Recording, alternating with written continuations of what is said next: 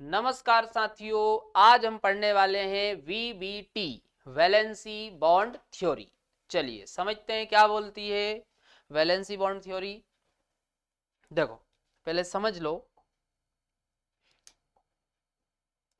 जब संकुल का निर्माण होता है, संकुल का जब निर्माण होता है तो जैसे ये हमने बना दी CMI, ठीक, और इसके आसपास हम जोड़ देते हैं लिगेंड। ये इस तरीके से हमने लिगेंड जोड़ दिए, है ना। तो यहाँ पर CMI और लिगेंड के बीच में बनता है उपसहा संयोजक बंध। कौन सा बंध बनता है? उपसहा संयोजक बंध। और भाई ये जो उपसहा संयोजक बंध होता है, इसमें 2 इलेक्ट्रॉन होते हैं। कितने इलेक्ट्रॉन होते हैं? 2। और ये दोनों ही इलेक्ट्रॉन किसी एक एटम के होते हैं। तो भाई यहाँ पर ये जो इलेक्ट्रॉन है दोनों, या फिर अपन यूं बोल दो इलेक्ट्रॉन युग्म, ये लोन पेयर जो है, इलेक्ट्रॉन युग्म या लोन पेयर बोल दो आप, तो ये किसके हैं? ये किसके हैं? लिगेंड के। किसके हैं? लिगेंड के। ये जो L है, L से अपन काय को दर्शा रहे हैं? लिगेंड। लिगेंड।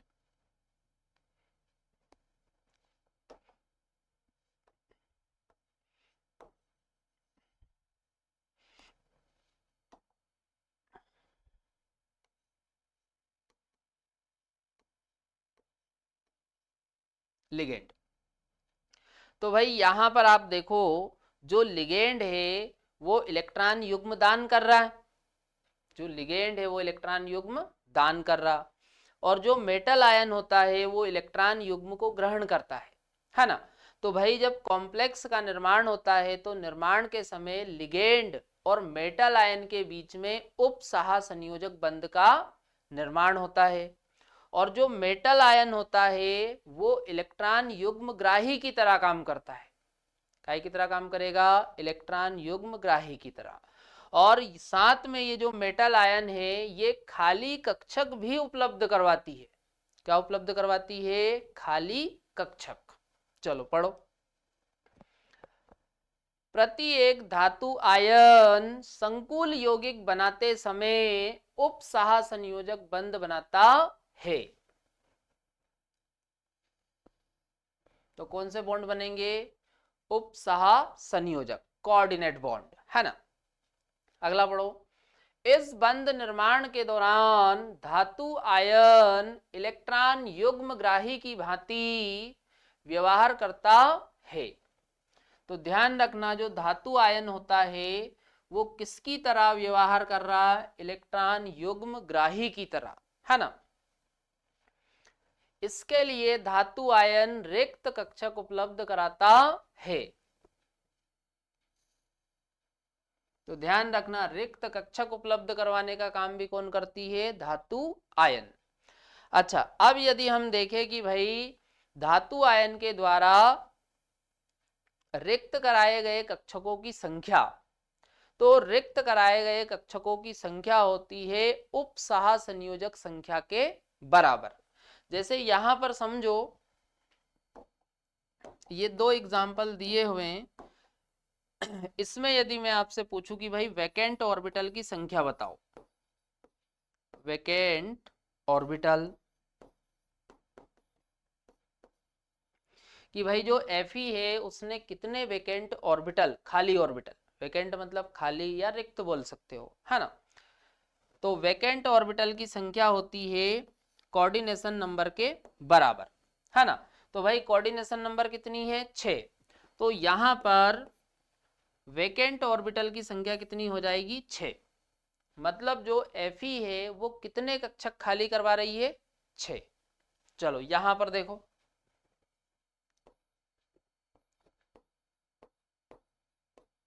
वैकेंट ऑर्बिटल, तो वैकेंट ऑर्बिटल की संख्या कोऑर्डिनेशन नंबर के बराबर, और यहां पर कोऑर्डिनेशन नंबर कितनी आ रही है? 4। तो यहां पर जो कॉपर है वो कितने ऑर्बिटल खाली करवाएगा? 4 ऑर्बिटल, है ना, कोऑर्डिनेशन नंबर के बराबर होता है ना। चलो नोट करो।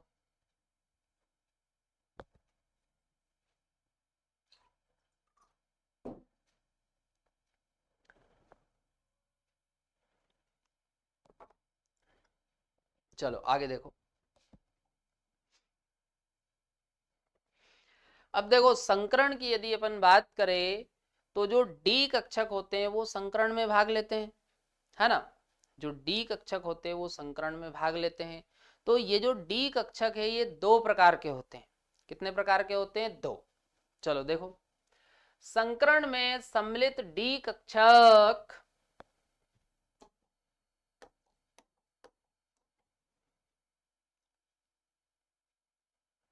संकरण में सम्मिलित रिक्त डी कक्षक, है ना, रिक्त डी कक्षक आंतरिक। तो आंतरिक को कैसे लिखते हैं? n-1, n-1 और ब्रैकेट ब्रैकेट के बाद डी, इस प्रकार से लिखते हैं आंतरिक को, है ना। या बाहा एन डी, ये बाहा होता है ना। कक्षक हो सकते हैं। अब देखो ये दोनों की कंडीशन मैंने आपको बता दी। यदि संकरण में भाग लेने वाला कक्षक n-1 डी ऑर्बिटल है ना, तो इस कंडीशन में अपन बोलेंगे इनर डी ऑर्बिटल। क्या बोलेंगे? Inner D orbital, inner D orbital. और यदि संकरण में एनडी ऑर्बिटल भाग ले रहा, कौन से ऑर्बिटल भाग ले रहे हैं? एनडी, है ना, तो इसको अपन बोलेंगे आउटर डी ऑर्बिटल। क्या बोलेंगे? आउटर डी ऑर्बिटल, है ना।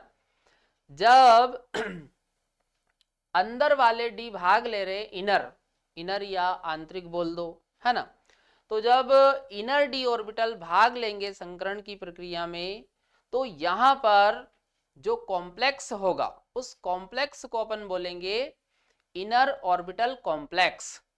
जो कॉम्प्लेक्स बनेगा तो उसको क्या बोलेंगे? Inner orbital complex, inner orbital complex. और जब बाहर वाला डी भाग लेता है तो यहां पर अपन कॉम्प्लेक्स को बोलते हैं आउटर ऑर्बिटल कॉम्प्लेक्स। क्या बोलेंगे? Outer orbital complex. इतना समझ में आ रहा? ये यहां पे हिंदी में भी लिखा हुआ है ना। चलो आगे देखो। अब इधर यदि हम देखें, जैसे ये ऑर्बिटल बनाया अपन ने, तो इधर जो इलेक्ट्रॉन है वो पेयर्ड होते हैं। इलेक्ट्रॉन कैसे होते हैं? ज्यादातर पेयर्ड।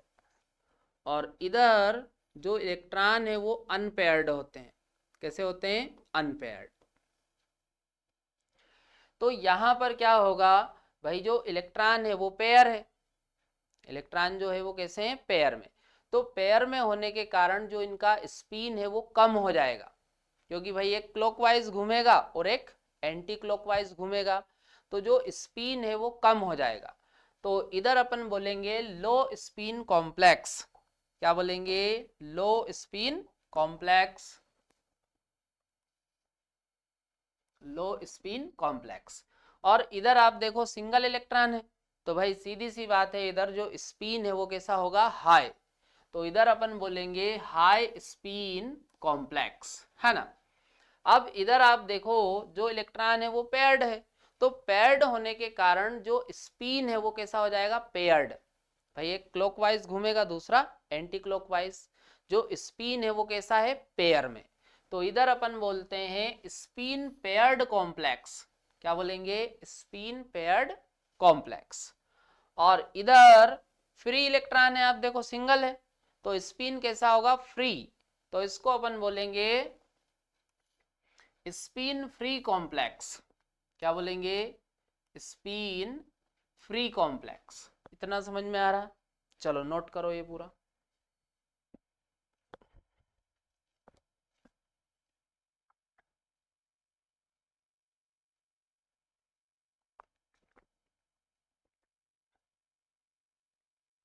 चलो कल्याण नोट।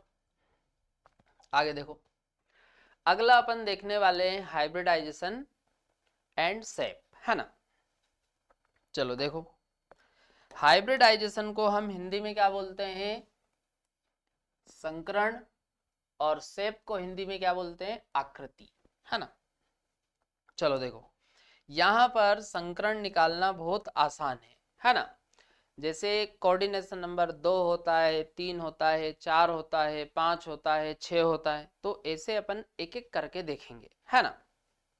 चलो, तो यदि कोऑर्डिनेशन नंबर 2 आता है तो इस कंडीशन में जो हाइब्रिडाइजेशन है, हाइब्रिडाइजेशन आपका आ जाएगा sp। आपको ज्यादा नहीं सोचना है भाई, कोऑर्डिनेशन नंबर आ रहा 2, मतलब जो मेटल आयन है उसके आसपास कितने सिग्मा बॉन्ड है? 2। और जब 2 सिग्मा बॉन्ड होते हैं तो हाइब्रिडाइजेशन क्या आ जाएगा? sp, है ना। चलो, शेप बना के आप देख लो, ये मेटल आयन और इससे ये हमने जोड़ दिए लिगेंड, ये। तो यहां पर आप देखो जो शेप है वो कैसी बन रही है? लीनियर, है ना, एक ही लाइन पे है। और यदि अपन एंगल देखें, एंगल, तो एंगल बन रहा है यहां पर 180 डिग्री का। कितने डिग्री का एंगल बन रहा है? 80, है ना। तो शेप बनेगी इस केस में लीनियर,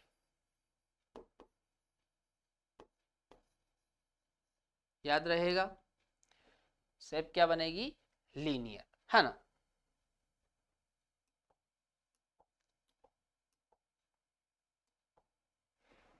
आप चाहो तो यहां पर भी लिख सकते हो,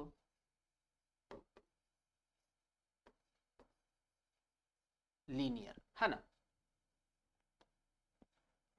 चलो, अब जैसे ये दो एग्जाम्पल दिए हुए हैं ना, तो इन एग्जाम्पल में आप देखो, अपने को क्या देखना है? Coordination number. तो कोऑर्डिनेशन नंबर आप देखो, कोऑर्डिनेशन नंबर आ रहा है इसमें 2। कोऑर्डिनेशन नंबर कितना आ रहा है? 2। और 2 कोऑर्डिनेशन नंबर आ रहा है तो हाइब्रिडाइजेशन क्या आ जाएगा इसमें? sp। और sp हाइब्रिडाइजेशन में शेप क्या बन जाएगी? लीनियर। तो शेप आ जाएगी लीनियर, और एंगल देखे तो एंगल आ जाएगा 180 डिग्री का। चलो, इसी प्रकार से इसमें आप देखो, इसमें कोऑर्डिनेशन नंबर कितना आ रहा है? 2। तो 2 कोऑर्डिनेशन नंबर आएगा तो हाइब्रिडाइजेशन आ जाएगा अपना sp, और शेप बन जाएगी लीनियर। और एंगल देखोगे तो एंगल बन जाएगा 180 डिग्री का। बड़ा आसान है, चलो नोट करो ये।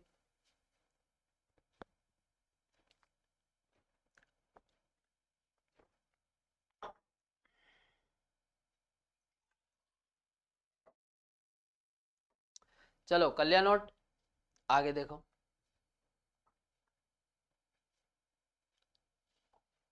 चलो, अब हम देखने वाले हैं कोऑर्डिनेशन नंबर 3 में, है ना।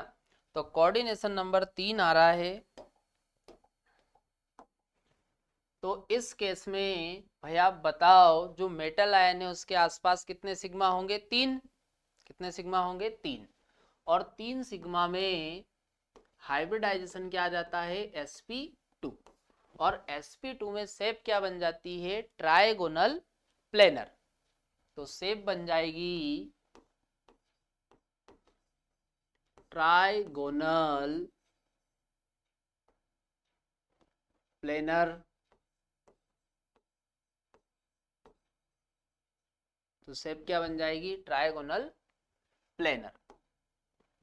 चलो, तो ध्यान रखना, कोऑर्डिनेशन नंबर 3, तो हाइब्रिडाइजेशन आ जाएगा sp2, और शेप बन जाएगी ट्राइगोनल प्लेनर। हिंदी में बोलेंगे त्रिकोणी समतली, है ना। चलो।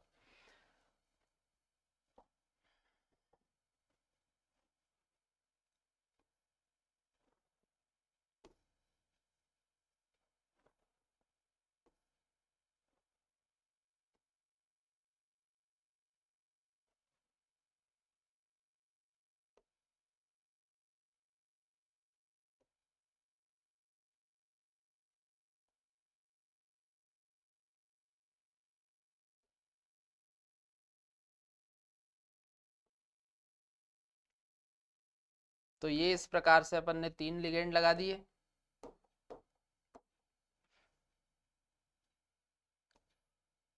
ये इस प्रकार से जोड़ दो, है ना।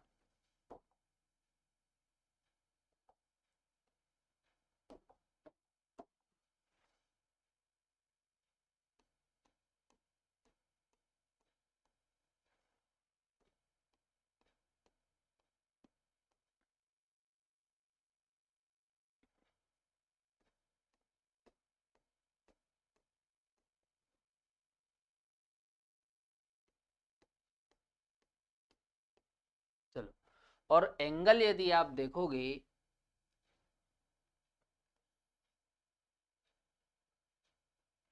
तो एंगल यहां पर बन जाएगा 120 डिग्री का।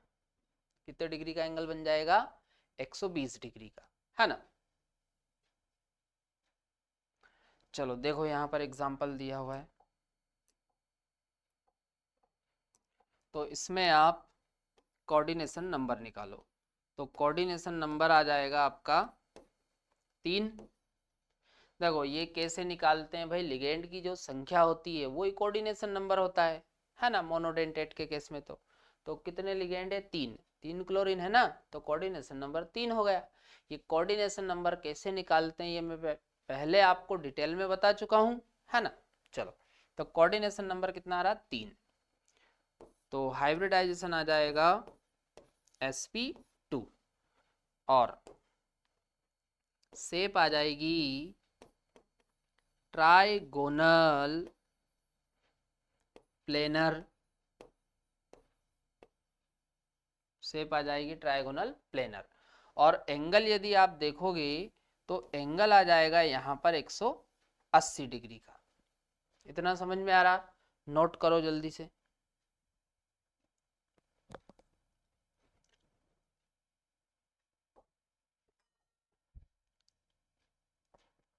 चलो अगला देखो, अब कोऑर्डिनेशन नंबर 4।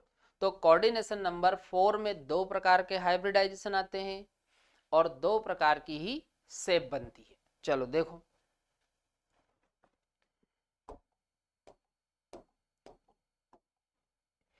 जैसे एक तो आ जाएगा sp3 और एक आ जाएगा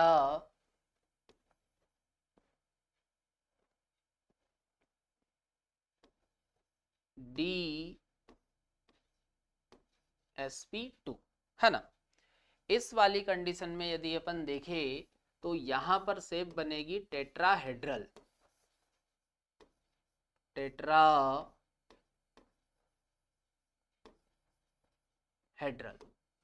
क्या शेप बनेगी? टेट्राहेड्रल। और इस वाले केस में अपन देखें तो यहां पर शेप बन जाएगी स्क्वायर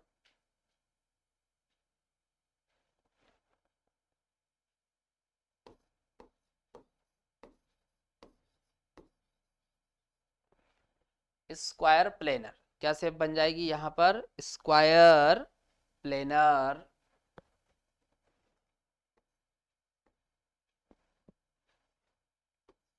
चलो अब ऑर्बिटल वगैरह देखो आप।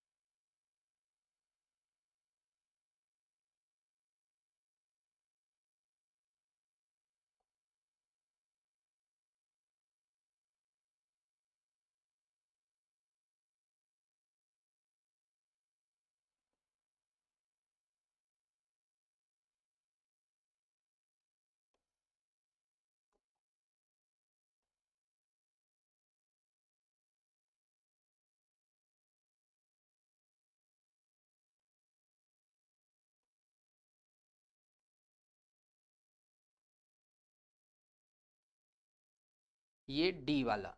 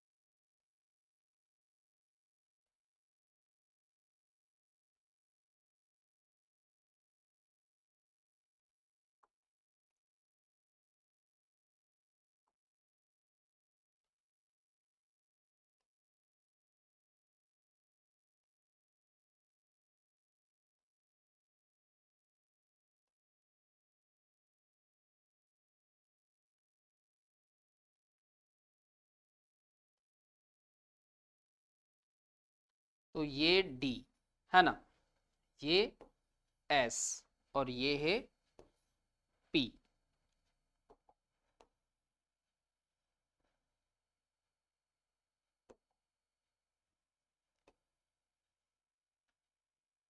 चलो अब देखो, इधर यदि अपन देखें तो इधर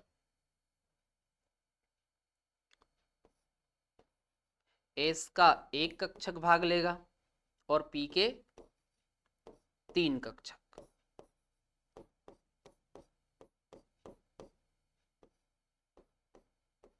देखो ये इस प्रकार से जब भी हम क्रॉस करके इलेक्ट्रॉन को बनाएंगे तो ये इलेक्ट्रॉन होते हैं कोऑर्डिनेट बॉन्ड के थ्रू, जो इलेक्ट्रॉन आते हैं मेटल आयन के पास उन इलेक्ट्रॉन को इस प्रकार से बनाते हैं, है ना, ये बात ध्यान रखना। और ये कोऑर्डिनेट बॉन्ड है ना, इस प्रकार से दर्शाते हैं। तो इस वाले केस में आप देखो हाइब्रिडाइजेशन आ जाएगा sp3, है ना। और इधर यदि हम देखें तो यहां पर एक डी का भाग लेगा, एस का एक और पी के 2 भाग लेंगे।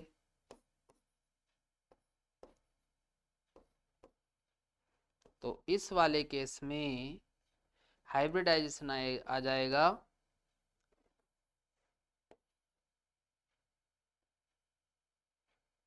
डी sp2, ये हाइब्रिडाइजेशन आ जाएगा। अच्छा, यदि अपन इनकी शेप बनाए तो इस वाले केस में यदि अपन देखें तो यहां पर जो शेप है ये टेट्राहेड्रल बन रही है, तो ये अपन ने बना दी एम और ये हमने लिगेंड जोड़ दिए।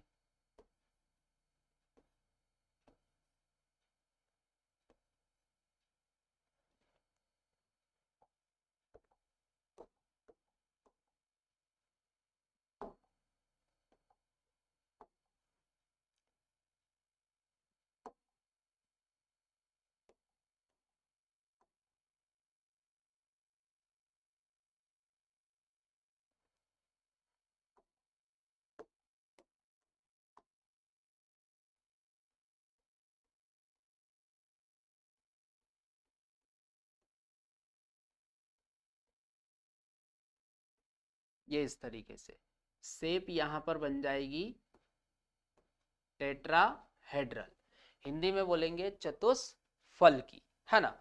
और यदि एंगल आप देखोगे तो एंगल बन जाएगा 109.5 डिग्री का। एंगल बन जाएगा 109.5 डिग्री का, है ना। इधर आओ, यहां पर यदि अपन बनाते हैं तो यहां पर एम एल एल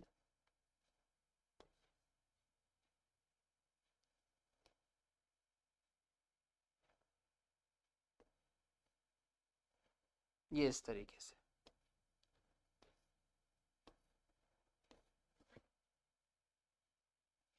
तो यहां पर यदि आप एंगल वगैरह देखो,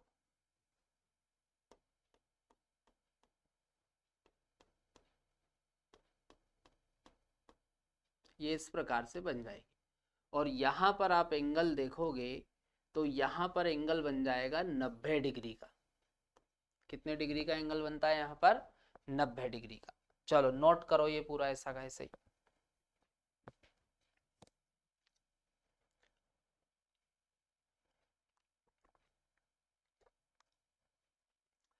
चलो कल्याण नोट। अब अपन देखते हैं इनके एग्जाम्पल, है ना। चलो देखो, जैसे यहां पर आप देखो 2 एग्जाम्पल दिए हुए हैं, है ना। चलो देखो कैसे करना है इनको सॉल्व।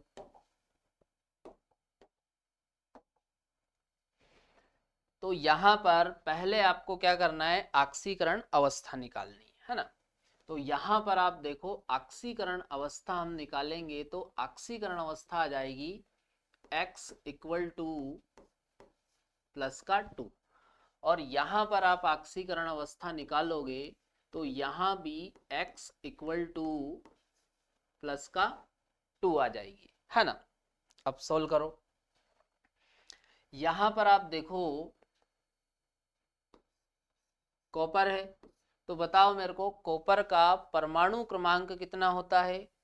तो कॉपर का परमाणु क्रमांक होता है 29, है ना। तो भाई सीधी सी बात है, इलेक्ट्रॉन की जो संख्या है वो परमाणु क्रमांक के बराबर होती है। चलो, तो इलेक्ट्रॉन कितने हुए? 29। तो इसका यदि अपन इलेक्ट्रॉनिक विन्यास देखें तो 3D में 10 और 4s में होता है 1 इलेक्ट्रॉन, ये कंडीशन बनती है। अब जब भी पॉजिटिव चार्ज अपन लगाते हैं, है ना, तो पॉजिटिव चार्ज के माध्यम से जो इलेक्ट्रॉन गए हैं तो पहले आपको s को खाली करना पड़ेगा। पहले इलेक्ट्रॉन कहाँ के निकालेंगे? s के। जैसे यहां पर आप देखो ऑक्सीकरण अवस्था कितनी आ रही है? +2। मतलब यहां पर कॉपर पे +2 चार्ज आ जाएगा। +2 चार्ज आ गया मतलब 2 इलेक्ट्रॉन चले गए। तो 2 इलेक्ट्रॉन चले गए तो कितने बचे इलेक्ट्रॉन? 27। अब 27 के हिसाब से इलेक्ट्रॉनिक विन्यास लिखेंगे तो देखो कितने इलेक्ट्रॉन गए? 2। तो पहले कहां से जाएगा? s से। ध्यान रखना अच्छे से, जब भी इस प्रकार से इलेक्ट्रॉन जाते हैं तो पहले इलेक्ट्रॉन s के खाली करेंगे, s में खत्म हो जाएंगे, उसके बाद d का नंबर आएगा, है ना। तो यहां पर आप देखो कितने इलेक्ट्रॉन जा रहे हैं? 2। तो एक s से जाएगा और एक जाएगा d से। तो यहां पर 3d 9 और 4s हो गया 0, ये कंडीशन हो गई। चलो अब इलेक्ट्रॉनों को भरो आप। तो d में बताओ कितने इलेक्ट्रॉन है? 9। तो 9 इलेक्ट्रॉन भरो।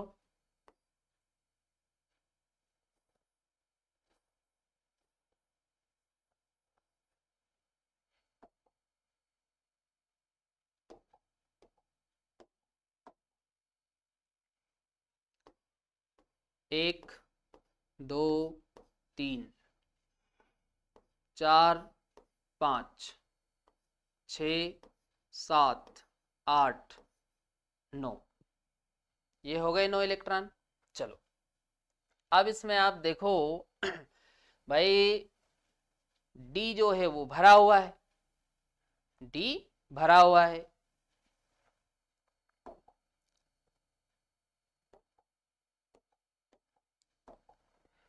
तो संकरण में एक तो s का ऑर्बिटल भाग ले लेगा, कौन सा ऑर्बिटल भाग ले लेगा? एक s का।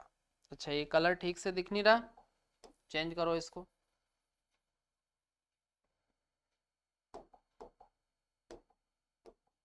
चलो ब्लैक से अपन भर देते हैं इलेक्ट्रॉनों को।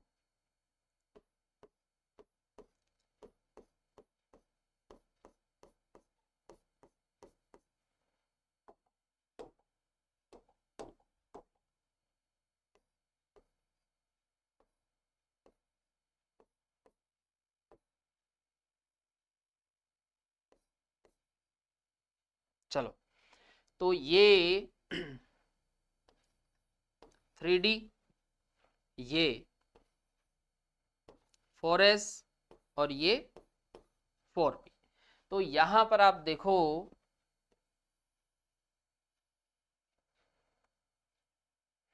संकरण आ जाएगा, देखो s का एक भाग ले रहा और p के 3, तो संकरण आ जाएगा sp3।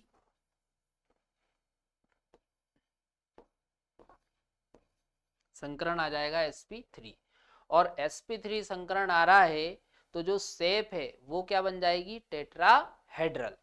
तो शेप बन जाएगी यहां पर टेट्राहेड्रल।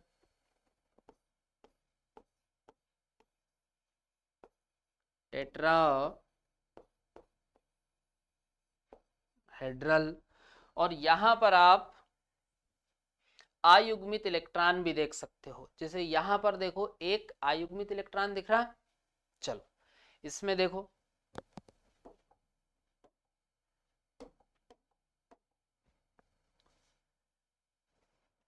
चलो बताओ जिंक, जिंक का परमाणु क्रमांक कितना होता है? 30। मतलब इसमें इलेक्ट्रॉन कितने हुए? 30।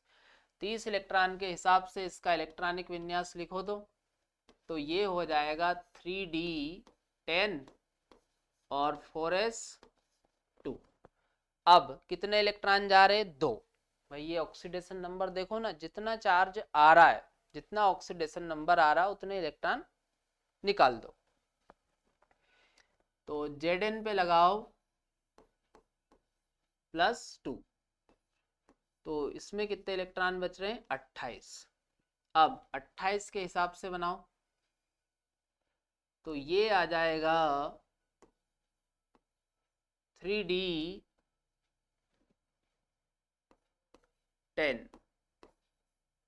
और 4s0 हो गया, है ना। अब इलेक्ट्रॉनों को भरो। तो डी में देखो कितने इलेक्ट्रॉन है? 10। तो 10 इलेक्ट्रॉन भर दो। 1 2 3 4 5 6 7 8 9 10।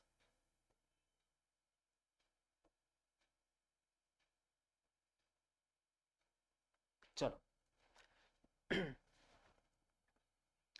अब देखो S और P खाली है,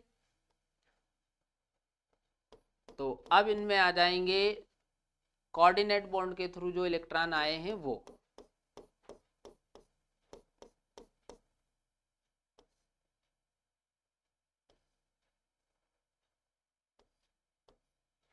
ध्यान रखना इस प्रकार से जब भी हम क्रॉस के थ्रू इलेक्ट्रॉन बनाएंगे तो ये कौन से इलेक्ट्रॉन बनाएंगे? जो कोऑर्डिनेट बॉन्ड के थ्रू मेटल आयन के पास आए, है ना।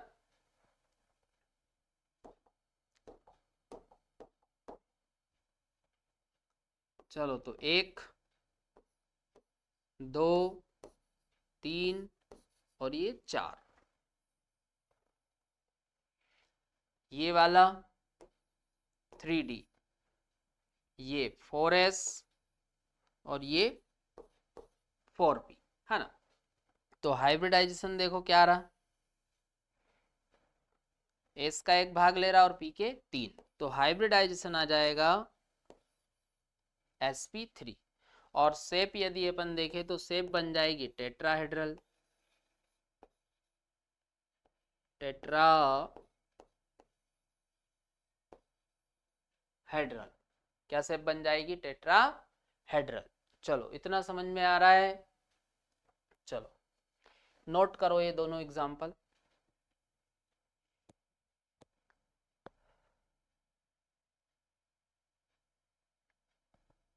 कर लिया नोट। चलो अच्छा, इस वाले में आप देखो, इस वाले में आपको कोई आयुग्मित इलेक्ट्रॉन नहीं दिखेगा, जबकि इस वाले में देखो एक आयुग्मित इलेक्ट्रॉन दिख रहा। चलो अगला देखो। चलो फिर दो एग्जाम्पल अपन देखेंगे वापस।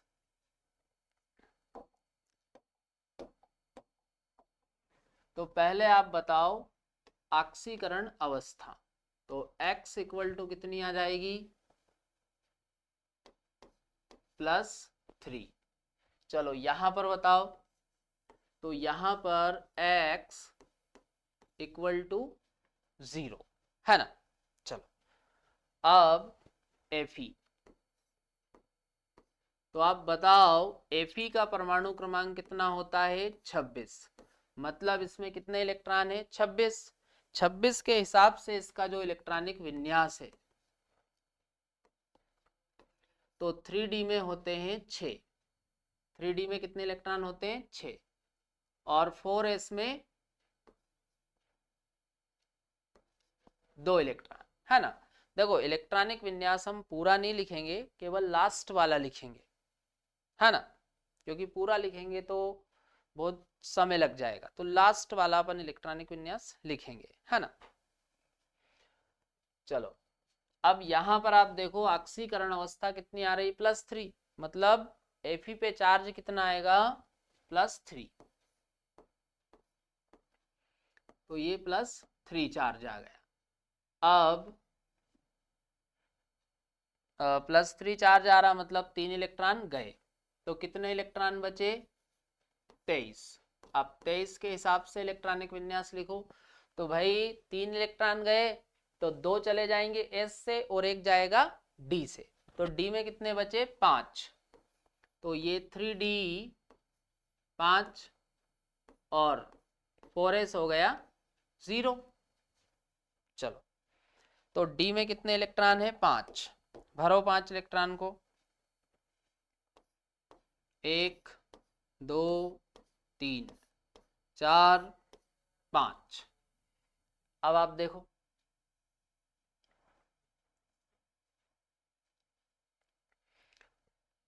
अब यहां पर सवाल ये उठता है कि भाई पेयरिंग करवा दे क्या। तो भाई पेयरिंग करवाने के लिए स्ट्रॉन्ग लिगेंड होना चाहिए। पेयरिंग के लिए कैसा लिगेंड होना चाहिए, स्ट्रॉन्ग। तो यहां पर 5 के 5 ही कैसे रहेंगे, अनपेयर्ड, सिंगल ही रहेंगे। चलो तो संकरण में S का 1 भाग लेगा और P के 3।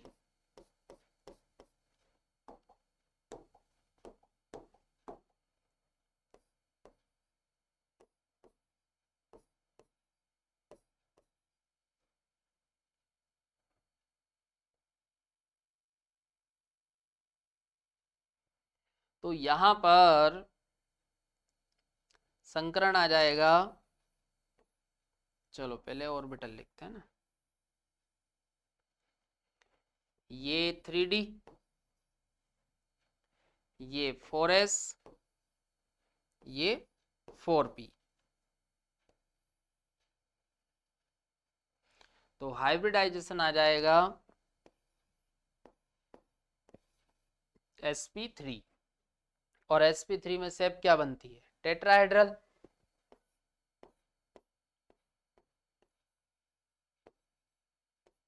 टेट्राहेड्रल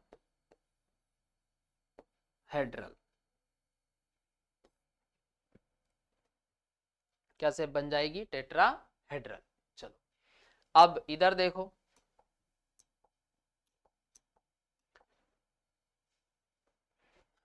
बताओ निकल का परमाणु क्रमांक कितना होता है, 28।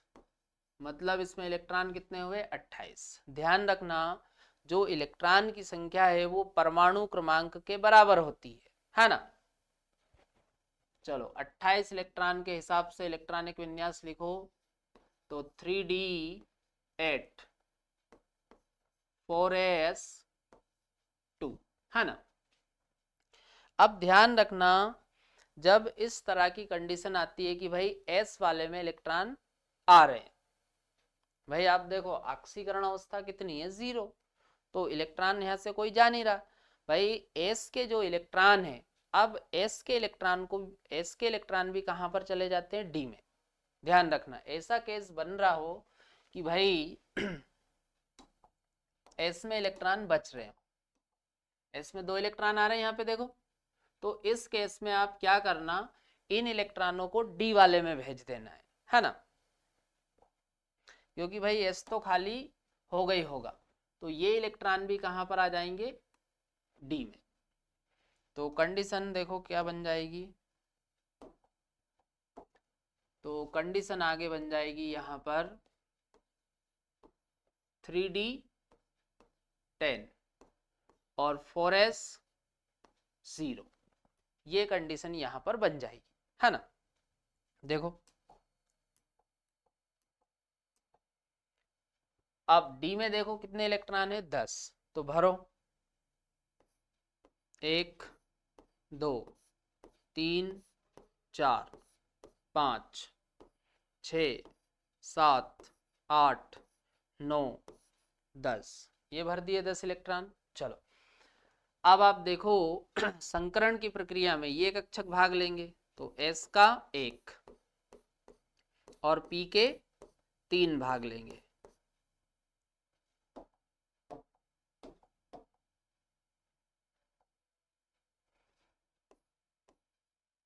1 2 3 और ये 4, है ना। तो ये अपना 3d, ये 4s और ये 4p।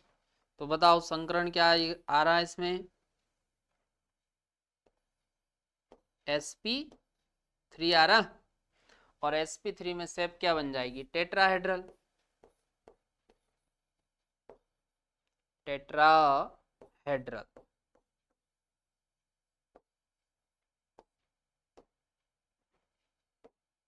चलो नोट करो ये पूरा फटाफट।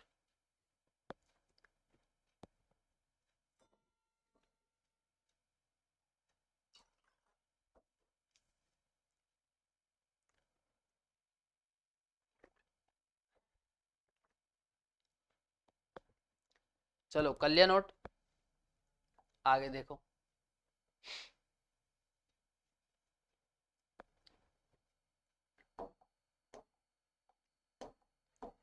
बताओ ऑक्सीकरण अवस्था बताओ, x इक्वल टू प्लस का 2 आ जाएगा, यहां पर बताओ x इक्वल टू, यहां भी प्लस का 2 ही आएगा, है ना। चलो यहां पर मेटल आयन कौन है, जिंक। बताओ जिंक का परमाणु क्रमांक कितना होता है, 30, मतलब इसमें कितने इलेक्ट्रॉन हुए, 30। कितने इलेक्ट्रॉन हुए इसमें, 30। 30 इलेक्ट्रॉन के हिसाब से इसका इलेक्ट्रॉनिक विन्यास लिखो आप, तो 3d10 और 4s2। अब ऑक्सीकरण अवस्था कितनी आ रही है, +2, मतलब जिंक पर +2 चार्ज आएगा, +2 चार्ज आया मतलब 2 इलेक्ट्रॉन गए, 2 इलेक्ट्रॉन गए तो कितने बचे, 28।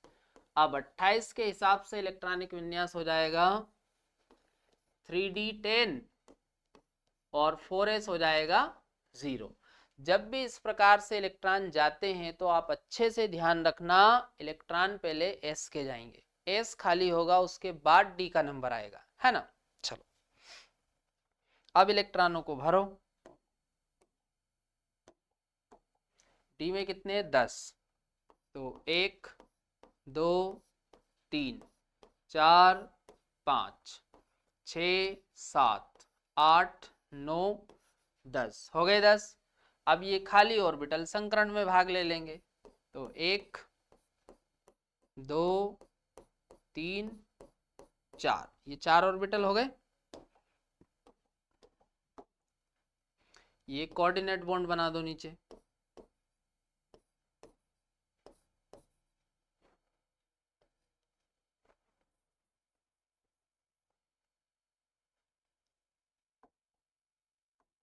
चलो ये वाला 3d, ये 4s है और ये 4p है। तो इसमें आप देखो संकरण क्या आ रहा, संकरण आ रहा है sp3 और सेप sp3 में क्या बनती है, टेट्राहेड्रल, टेट्राहेड्रल। चलो ये वाला एग्जाम्पल देखो,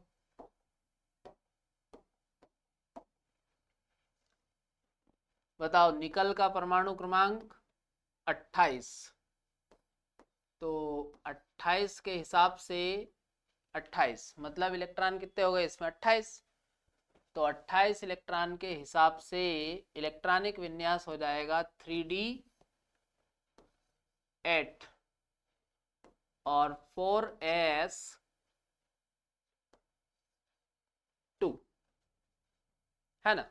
चलो आगे देखो, ऑक्सीकरण अवस्था आ रही +2, मतलब निकल पे चार्ज आ जाएगा +2, मतलब 2 इलेक्ट्रॉन गए, तो अब कितने बचे 26, है ना।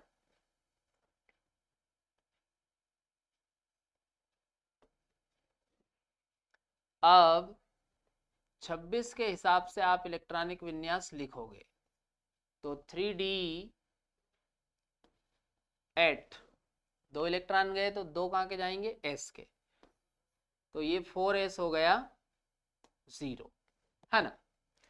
चलो इलेक्ट्रॉनों को भरो अब,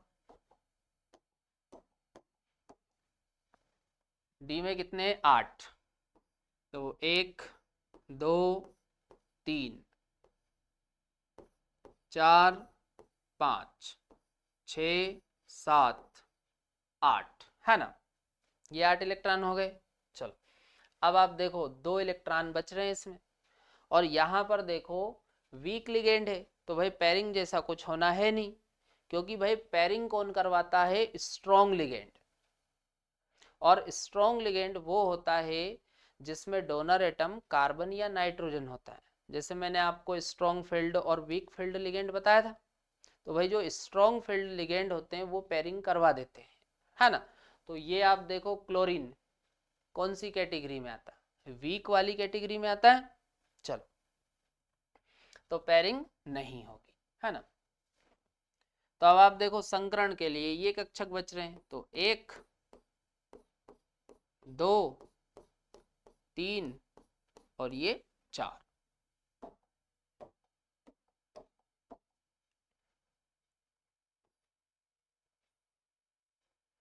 तो 1 2 3 4। अब ये 3d, ये 4s और ये 4p,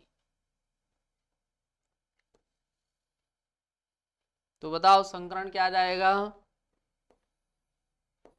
sp3, और sp3 में सेप क्या बनती है,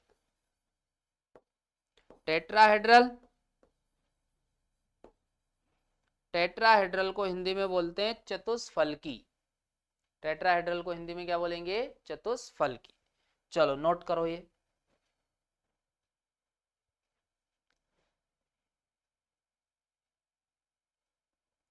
चलो कर लिया नोट। अच्छा थोड़ा सा और देखो, यहाँ पर इस वाले कॉम्प्लेक्स में आप देखो 2 अनपेयर्ड इलेक्ट्रॉन दिख रहे हैं, कितने आयुग्मित इलेक्ट्रॉन है इसमें 2, जबकि इस वाले में देखो कोई आयुग्मित इलेक्ट्रॉन नहीं है ना। तो आप ये आयुग्मित इलेक्ट्रॉन भी यहाँ से समझ सकते हो, है ना। चलो तो यहाँ पर अपना ये कोऑर्डिनेशन नंबर 4, है ना। कोऑर्डिनेशन नंबर 4 में अपन ने 2 टाइप के हाइब्रिडाइजेशन देखे, sp3 और dsp2, है ना। तो यहाँ पर sp3 वाला जो टाइप है इसके एग्जाम्पल कंप्लीट हो गए, है ना। अब इसके आगे का कंटिन्यू करते हैं अपन कल, है ना।